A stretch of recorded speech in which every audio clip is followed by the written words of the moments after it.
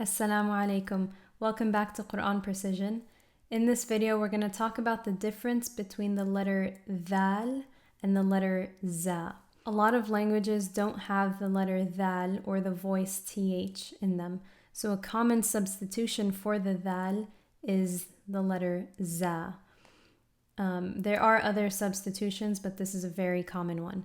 Even in Arabic, the Arabic language itself obviously has a Thal, but some spoken Arabic dialects replace the Thal with a Za sound. So this is a common substitution even for a lot of Arabic speakers. So why is it that the Za is so commonly substituted for the Thal across different languages and different dialects? The reason is that these two letters have a lot of similarities. Let's go through some similar characteristics. The Thal and the Za are both voiced sounds, meaning that your vocal cords are vibrating while you're producing both of these sounds. So if I say th, a Thal, and I put my fingers on my throat, th, I should feel it vibrating. If I say a Za sound and I put my fingers on my throat, z, I should feel my throat vibrating. They're both voiced. The second similar characteristic is that both of these sounds can run on with a little bit of friction. So I can hold both of these sounds for as long as my breath will let me. So I can keep going. And same thing with Za. Z. Third similar characteristic is that they're both light sounds. So for the, it's always the, it's never the. Once I say the and I make it heavy, it turns into a different letter, the. The Za is also light, it's always za and it's never za.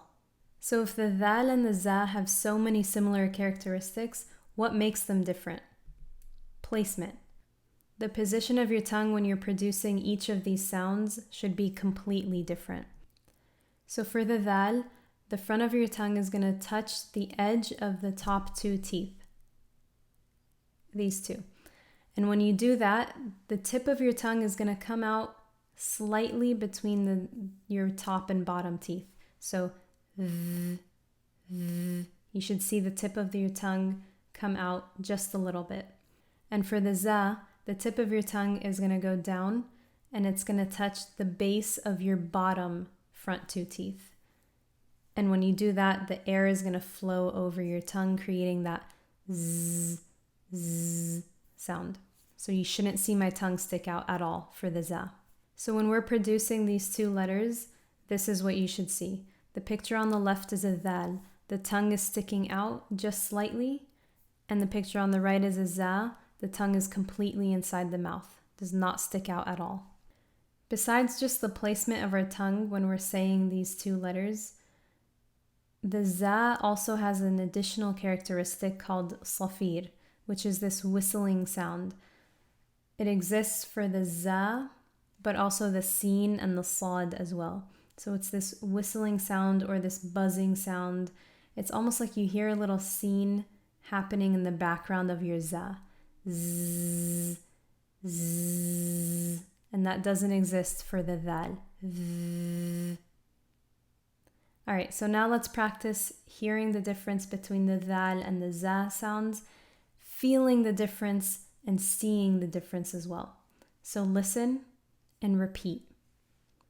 Z, z, z,